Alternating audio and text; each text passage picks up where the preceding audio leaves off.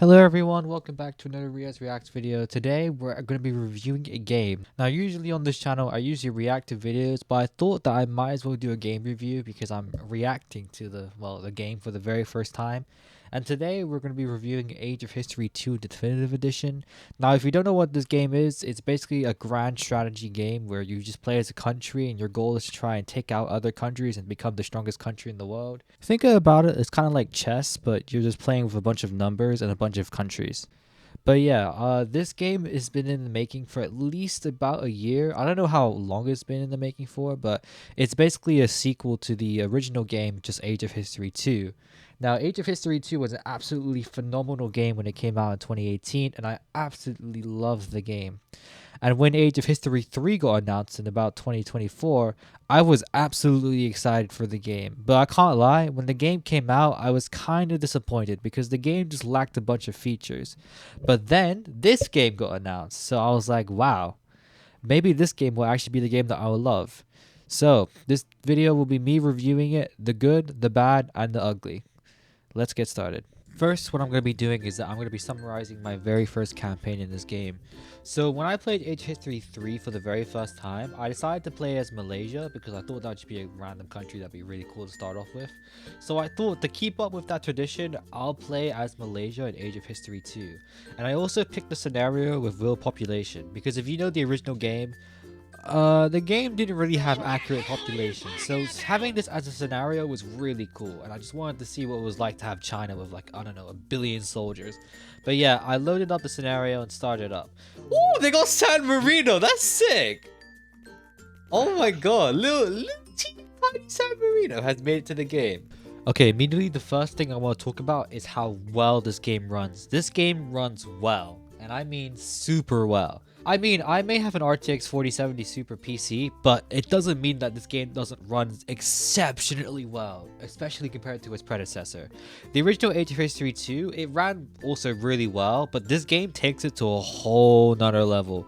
When you max out the speed and you just play it, it takes like it progresses so fast that like the turns just go like that, like flash. But in the original game, you usually had to wait like a second or two for a turn to go. And that was still pretty good. But the fact that we've managed to reach the point where look how fast these turns are going, it's really good. I think that's one good thing about this game. Okay, so to summarize, Singapore wanted to become my puppet, which is also a new feature in this game. I accepted it, of course, because why would you not want a free puppet? And then I declared war on some random Caribbean countries and I fought them for a while until I took out like a decent chunk of the Caribbean. Afterwards, I just built my economy using this one-time investment button. It's really good. There's also a bunch of them for like assimilation, festivals and stuff. I really hated the fact that before you just had to go through every single province to just do like your actions. But now you can do them all with just one click. Really good feature.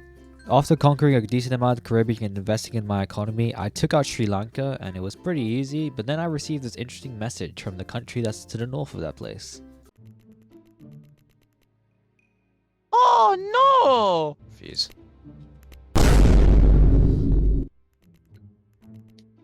Oh, that's a problem. Yes, that was indeed a problem. I got my butt kicked by India, bro. Like, even though they lost half their land to China, they absolutely destroyed me and ended up taking Sri Lanka, which is a real shame because I invested a lot of money into that island. It was probably one of my most richest places in my country. So having that taken away from me made me a lot weaker, and it really pissed me off. And so I vowed to take revenge one day. After that, Indonesia decided just to declare war on my puppet Singapore, and I couldn't defend myself because, well, they were just too damn strong, so I just had to let Singapore die, which is a real shame, but it is what it is.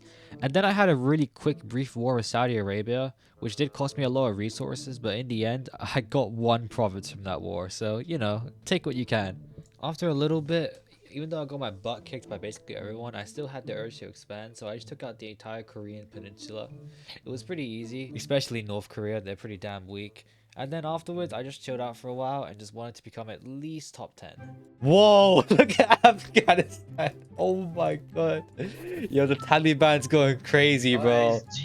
Oh my god, they came out of nowhere. After which, I saw how well Afghanistan was doing and decided to team up with the Taliban. And then I thought that now is the time. So I redeclared war on India and took back everything plus more from this war. It was a pretty good war overall. Afghanistan also helped out a lot as well. After that war, I just wanted to chill out for a little bit and just admire at the achievements I've accomplished. And I also wanted to mess around the flag editor, so I made some interesting puppets. Right. Sanjay's butthole. After that came one of this game's really weird bugs where for some reason like two countries would be at war but they're not actually at war, like they're not actually fighting each other. I had this with China, so I attacked them first and ended up actually being at war with China. Apparently that's just a thing in the game. I don't know if this is fixed or not from when I'm recording this, but jeez, like this is not the best bug in the world, but at the same time you don't really have to do anything. Anyways, I went to war with China and this war lasted hours. I'm talking real life hours. This was such a brutal and long war. Or like I got pushed back by China and then Russia joined in as well. Thank you, Taliban. Why did you do this? It was not great, but I eventually did take out China with the help of Afghanistan and we did sign a peace treaty. Although it was a long road to get there. I killed over like 100 million Chinese or something ridiculous because of the amount of nukes I was dropping on China. I mean, hey, not the greatest thing to do in the world, but it is just a game. After everything was said and done, I managed to get China to capitulate and I also signed a peace deal with Russia. And this is the land I took. I mean, it's alright. After that, I wasn't really the biggest fan of how my borders looked, so I declared war on the Philippines. It was a pretty quick war. I kicked their butt and just took all their land. It was pretty easy. After that, I wanted to try to use the new enforced peace deal feature, and when I tried it on Romania and Ukraine, it just didn't work, so I was then just forced to a war with Romania. The war was pretty easy. I ended up getting a pretty nice puppet out of it, but at the same time, I didn't really need this land. After doing a brief attempt of trying to get China to collapse by using the new propaganda feature, which by the way isn't the most effective thing and doesn't really work on bigger countries, but I'm sure it will work on smaller ones. Regardless, it didn't work. For some reason the Ottoman Empire, or Turkey, decided to declare war on my puppet, and I was actually in an alliance with them at the time, so my Malaysian puppet just said, you know what, I want independence, and declared independence for me, which is not great. So I had to take out all that land again. They also nuked the hell out of me and killed over like 40 million people. Not the greatest. I'm not even joking, a little bit after, the Ottoman Empire declared war on my puppet again, but this time because I wasn't in an alliance with them, I jumped to their aid, although they did die briefly. And then after the Ottoman Empire died, because I kicked their butt, Germany thought they'd be funny and also declare war on me, so I went to war with Germany.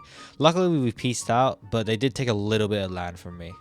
After that, I continued the game off recording and eventually found this feature called AI Army Movement, where the AI will do the army for you. And I thought, I'm pretty powerful. Why not declare war on every single country in the whole world and have this on and just see what happens? And so I did that, and it was pretty interesting. It was pretty chaotic. A lot of people died, and my game ended up crashing actually, but I was victorious in the end. Now it's time to give my personal opinions and thoughts on this game, from the good, the meh, and the bad. Starting off with the good, I think one of the greatest things this game has is the 13k province map, which is super good. I love the fact that countries are now a lot bigger compared to the 4k map, which still felt kind of small, and it felt like you can conquer the world pretty quickly. But this feels like an actual map that will take quite a long time to conquer. And this one is just a huge upgrade in general. The second thing which I do like about this game is that the performance is great. While the Android version on release ran so bad that it genuinely was lagging at 30 FPS on my S23, thankfully Lucozade, or whatever his name is, managed to fix it in the next update, and now it runs so well. And I think it is because this version of the game utilizes your PC and phone performance way more than the previous one, which decided to just self-limit itself. So yeah, you can run games super fast, especially when you fast forward. You can just see the turns just go really quickly. It's beautiful. Now another thing which I really like about this game are the quality of lives. There are so many in this game which the original game just didn't have, with my favorite being the instant assimilate all province button. My god, how annoying it was before, where you just had to spam that assimilate button over and over again, especially after you took out a huge country. More quality of lives, for example, include the new map modes like population and economic growth, super useful for seeing if you are improving or not. and if you're keeping up with other nations. Another one is the ability to turn off the vassal's ability to declare war. Seriously, having a vassal was kind of pointless because they would just drag you into a bunch of wars in the previous game, and this is a really nice feature which stops you from doing that. And having more options in peace deals is probably one of my other favorite ones. Being able to change a country's government or changing their religion, simply good.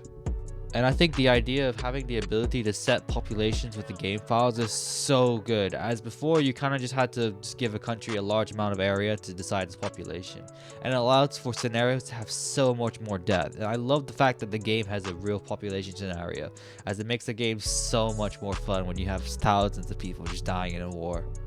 And finally, I think the thing which I like as well is our new micronations. They are pretty good additions. Adding Liechtenstein and San Marino is such a cool thing to see and have, and it makes it for interesting challenges if you decide to play as these countries.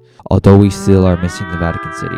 I love the fact that there are more micronations. It's just amazing. And I also like the fact that there's this little island that has these little cool Easter egg nations, such as the Among Us nation or the Zombie Horde.